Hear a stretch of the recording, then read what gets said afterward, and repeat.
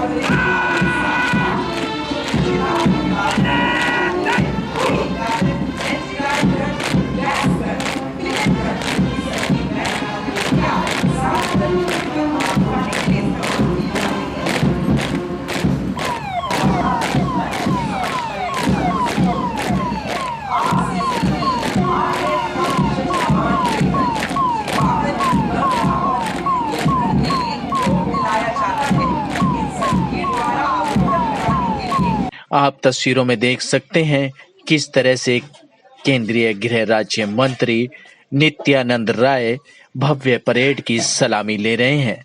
इस भव्य परेड के मौके पर मुख्य अतिथि ने केंद्रीय रिजर्व पुलिस बल के साहसी समर्पित अधिकारियों, जवानों, उनके परिजनों तथा बल के भूतपूर्व सदस्य को इस साहसी कार्य के लिए हार्दिक शुभकामनाएं दी और देश की रक्षा में सीआरपीएफ की अहम भूमिका बताई। माननीय गृह राज्य मंत्री श्री नित्यानंद राय जी, यहाँ उपस्थित बल के वरिष्ठ अधिकारीगण, वेबिनार के माध्यम से जुड़े समस्त बंधुगण, वीर जवानों, उनके परिवारजन, मीडिया के बंधुओं, देवियों एवं सज्जनों, मैं आप सभी का इस अवसर पर हार्दिक अभिनंदन करता हूं।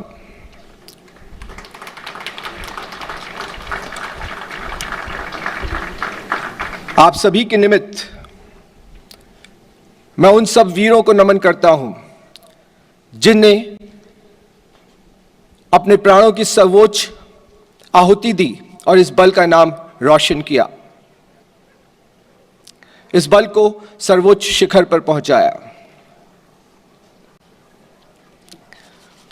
मैं माननीय गृह मंत्री श्री अमित शाह जी को भी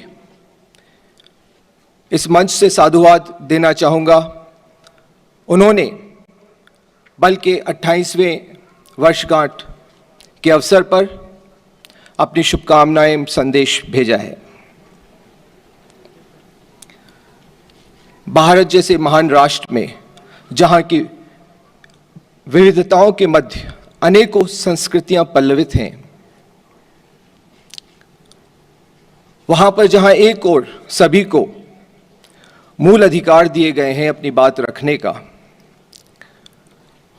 और यदि किसी बात से सहमत हो तो असहमति का भी अधिकार दिया गया है।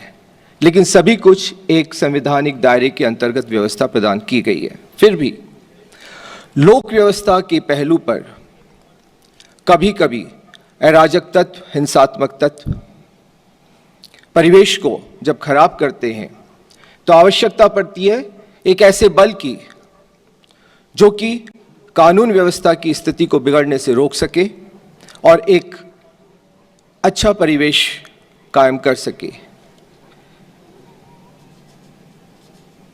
इसी को ध्यान में रखते हुए वर्ष 1992 में शीर्ष स्तर पर यह निर्णय लिया गया कि एक ऐसा बल बनाया जाए जो कि कानून व्यवस्था को नियंत्रित करने में दक्ष हो, जो कि एक पीपल फ्रेंडली फोर्स हो, जो कि एक न्यूट्रल फोर्स हो, जो कि आधुनिकतम गैर घातक हथियारों से सुसज्जित हो। मान्यवर, इसी को ध्यान में रखते हुए 1992 में आरएएफ की स्थापना की गई और तब से आरएएफ ने कभी पीछे मुड़कर नहीं देखा।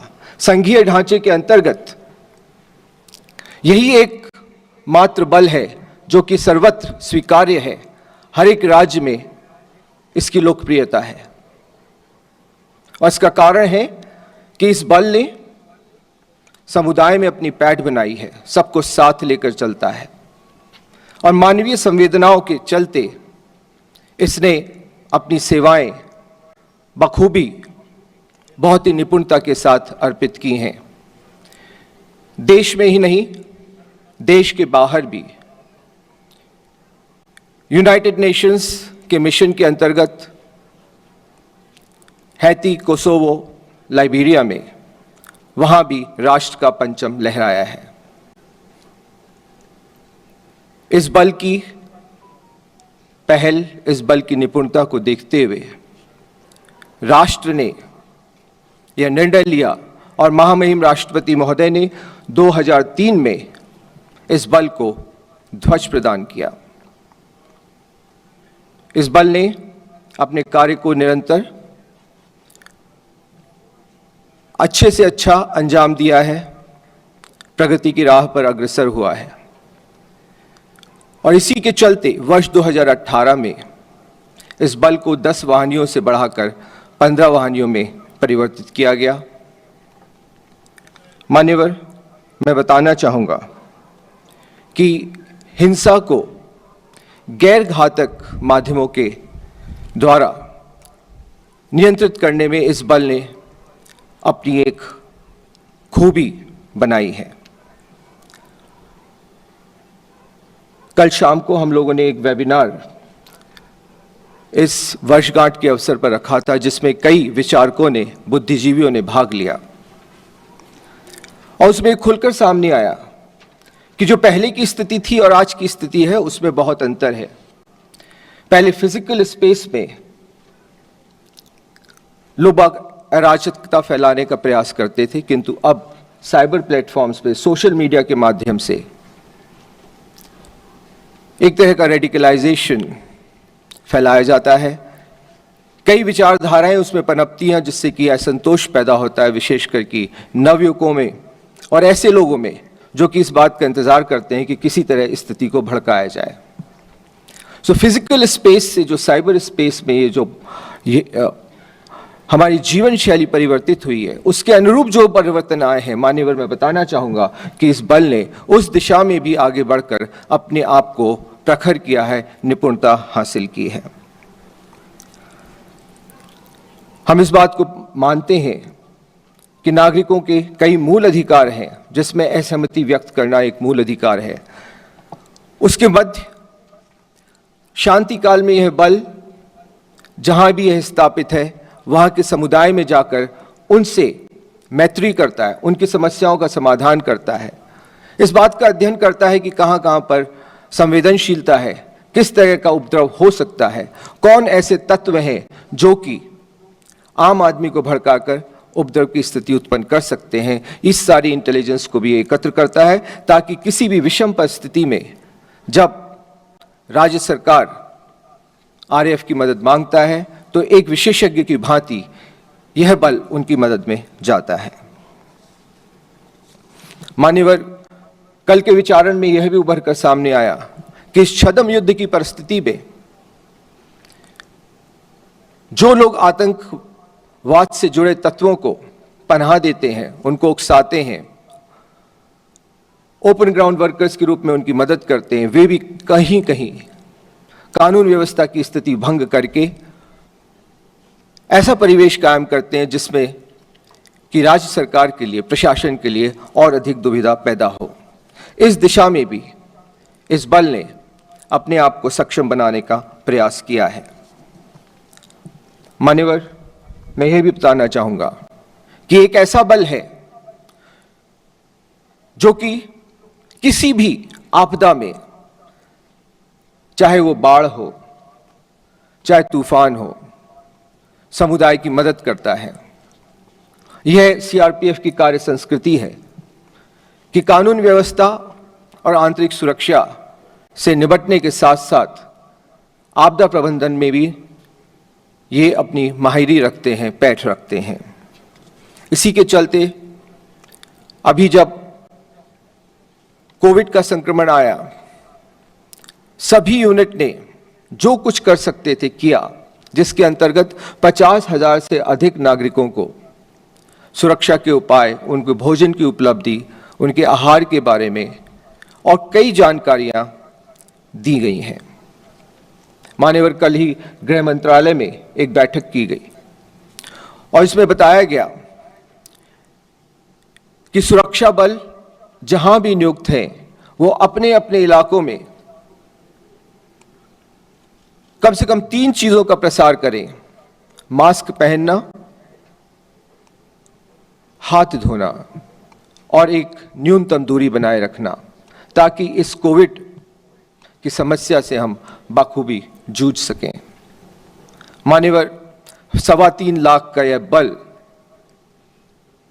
हमने कल ही यह प्रण किया है कि हम अगले 100 दिन में हमारे 1200 परिचालनिक बेस और 400 प्रशासनिक बेस, 1600 स्थानों पर समुदाय के साथ मिलकर इस जागरूकता को और बढ़ाएंगे।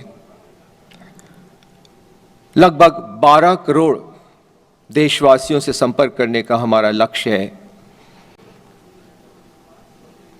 इसी प्रकार हमारे गृह मंत्री जी ने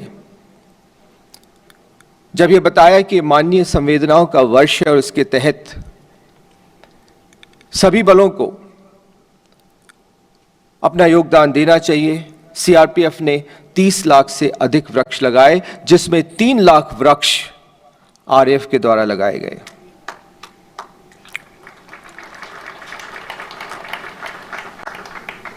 दिव्यांगों को सहायता करने का दूसरा लक्ष्य और साक्षरता में को बढ़ावा देने का तीसरा लक्ष्य, इसको भी सीआरपीएफ ने, आरएएफ ने बखूबी अपनाया है। मान्यवर, मैं यह भी कहना चाहूंगा कि लोक व्यवस्था की स्थिति से निपटते समय जैसे जैसे अनुभव होते गए, उन अनुभव के आधार पर और अपनी कार्यशैली और संस्कृति के आधार पर यह बल जेंडर न्यूट्रल होता गया। यहां तक कि आरएएफ में भी महिला कार्मिकों द्वारा बढ़ चढ़कर कार्य किया जा रहा है। हाल ही में 2 अक्टूबर को राष्ट्रपिता महात्मा गांधी के 150वीं वर्षगांठ के पुनीत अवसर पर इस बल ने साबरमती से राजघाट तक साइकिल यात्रा की, जिसमें बल के दिव्यांग शामिल हुए। और यह हर्ष का विषय रहा कि आरएएफ की हमारी महिला योद्धा भी 1000 किलोमीटर की यात्रा पूरी करके राजघाट पहुंची और बल के दिव्यांगों और महिला योद्धाओं ने राष्ट्रपिता को सही माने में श्रद्धांजलि अर्पित की। मान्यवर, हाल ही में बेंगलोर, दिल्ली, अलीगढ़ एवं अन्य स्थानों पर बल ने कोविड काल में भी जाकर काफी योगदान दिया है और ऐसे ऐसे क्षेत्रों में जो कि संवेदनशील थे कार्य किया और सैकड़ों की तादाद में हमारे कार्मिक संक्रमित हुए, लेकिन अपने मनोबल के आधार पर और एहतियात बरतते हुए लगभग 90% कार्मिक रिकवर भी हुए। हमें दुख है कि कुछ कार्मिक इसके दौरान दिवंगत हुए। उनको कुछ कोमॉर्बिडिटीज के इश्यूज थे।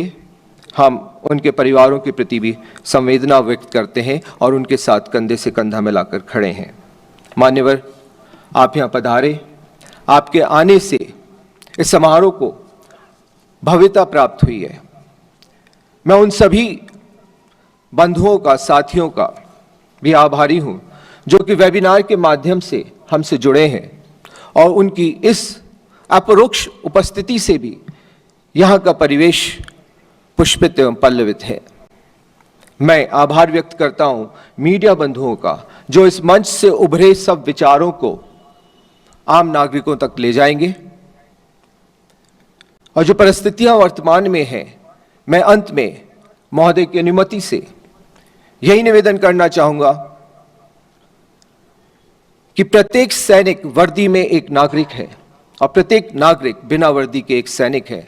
अगर हम ये भाव ले आते हैं और हम परस्पर दूरी मिटा देते हैं और जिस संविष्टता के साथ, सामंजस्य के साथ ये वाक्य प्रेरणा देता है, अगर हम उससे सीख लेकर आगे बढ़ते हैं तो इस राष्ट्र की सुरक्षा में कोई सेंध नहीं लगा सकता, इसका कोई बाल बाका नहीं कर सकता। हम राष्ट्र को आज पुनः अपनी कटिबद्धता दोहराते हैं। सेवा और निष्ठा के प्रति हम अपने संकल्प को पुनः व्यक्त करते हैं। जय हिंद, जय भारत। सराहना माननीय प्रधानमंत्री जी, माननीय गृह मंत्री जी भी हमेशा जब चर्चाओं में करते रहते हैं। मैं आज की इस भव्य परेड के आयोजन के लिए आपको बधाई देता हूं। मुझे पूर्ण विश्वास है कि आप और उत्कृष्ट योग्यता और दक्षता के साथ पूर्ण समर्पण की भावना से देश और जनता की सेवा करते हैं और उनकी अपेक्षाओं पर खड़े उतरते हैं। मैं शुभकामना देता हूं कि दिन रात देशवासियों का विश्वास जो आप पर है वह आपके सेवा के इनाम के रूप में आपको हमेशा विश्वास देते रहें। हमेशा विश्वास आपके पास सेवा के बदले लौटाकर आपको विश्वास दे और इस विश्वास के बल पर आपका आत्मबल भी बढ़ता रहे। मैं आज के अवसर पर कहना चाहूंगा,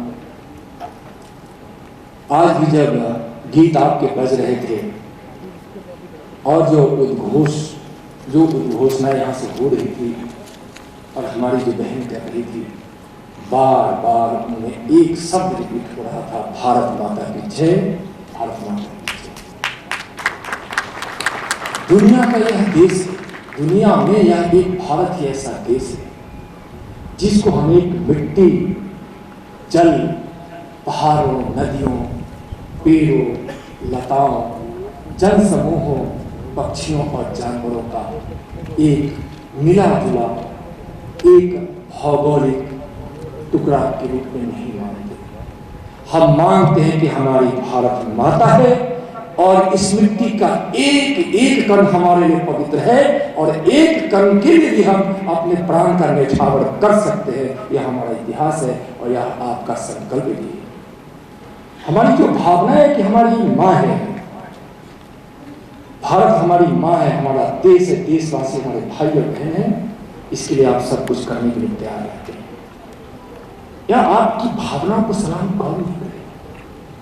कोई भी हिंदुस्तान का कवि नहीं है, चाहे वह छायावाद का हो, चाहे वह वीर रस का हो, चाहे वह प्रेम रस का हो, चाहे कोई भी रस का हो, कोई भी बात का हो, जब तक उसकी कहानी और कविता कोई संगीत पूरा नहीं होता है, जब अपने देश के वीर जवानों के लिए वह चार शब्द उसमें डालता नहीं है, डालता। तुम थे मातृभूमि पर शीश चढ़ाने, जिस पथ जाए वीर अनेक। जहां फूल भी अभिलाषा करता है कि मैं देवता के चरणों पर जो समर्पित होंगे, हम उसके गले का जो हार बनेंगे, उससे मेरी अभिलाषा यह है, कभी तुम यह लिखो कि मैं ज्यादा पसंद करूंगा कि उस पद पर तुम डालना जहां मातृभूमि पर शीश चढ़ाने जाए वीर अनेक। फूल भी, वातावरण भी, पक्षी भी, कवि भी, देश भी, देशवासी भी, प्रधानमंत्री जी भी, गृह मंत्री जी भी, सब आप पर गर्व करते हैं। यह बड़ा विषय है। एक आग्रह अंत में हम करेंगे।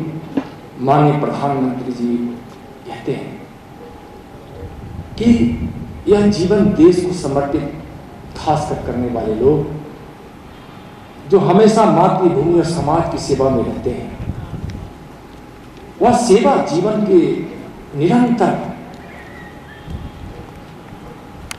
लगातार होनी ही चाहिए।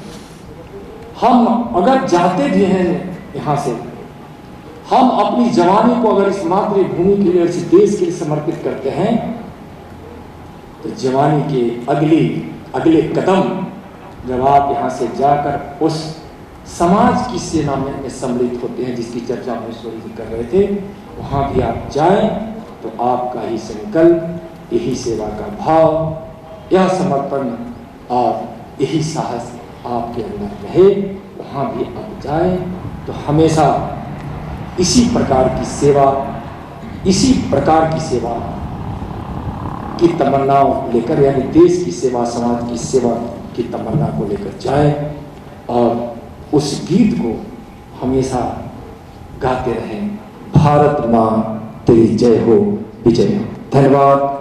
वहीं केंद्रीय रिजर्व पुलिस बल RAF 103 बटालियन को उनके द्वारा किए गए साहसी कार्यों, सामाजिक कार्यों और किसी भी स्थिति में अहम निर्णय लेने की वजह से बेस्ट एडम बटालियन ट्रॉफी से सम्मानित किया गया। गृह राज्य मंत्री नित्यानंद राय ने RAF 103 बटालियन को ट्रॉफी देकर जवानों का हौसला बढ़ाया। RAF 103 बटालियन के कमांडेंट श्री PK झोरी ने ट्रॉफी ग्रहण की और अपने अधिकारी गणों और जवानों को इस साहसी कार्य के लिए बधाई भी दी। बहुत भव्य परेड हुई, सबने बहुत ज़्यादा मेहनत की और मेहनत रंग लाई और माननीय अतिथि भी इसमें हमें बहुत अपने आशीर्वचन देकर गए हैं कि परेड बहुत अच्छी हुई। DG महोदय ने भी सबको आशीर्वचन दिए हैं। सर, बेस्ट RAF ट्रॉफी का अवार्ड दिया गया है RAF 103 बटालियन को, क्या कहना है, क्या संदेश देना चाहेंगे? संदेश ये देना चाहूँगा, मेरी टीम मेरे साथ खड़ी है। हमने कोशिश की यहाँ तक पहुँचे, इस वर्ष हमने प्राप्त किया और इसको मेंटेन रखे 2021 में भी इस ट्रॉफी को फिर ग्रहण करने का अवसर दें मुझे। पेश है भव्य परेड की महत्वपूर्ण झलकियां।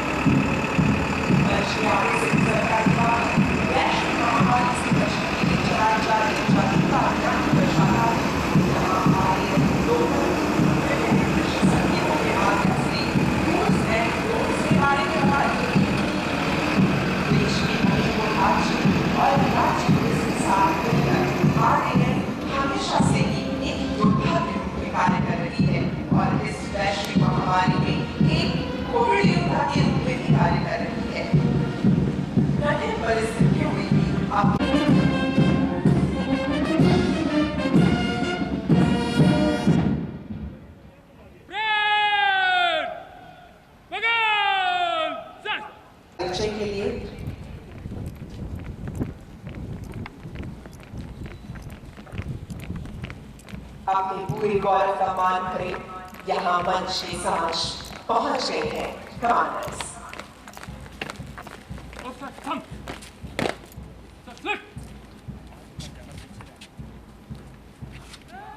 मीना तो कमांडेंट जय श्रीमान मनोज मसीह सहायक कमांडेंट।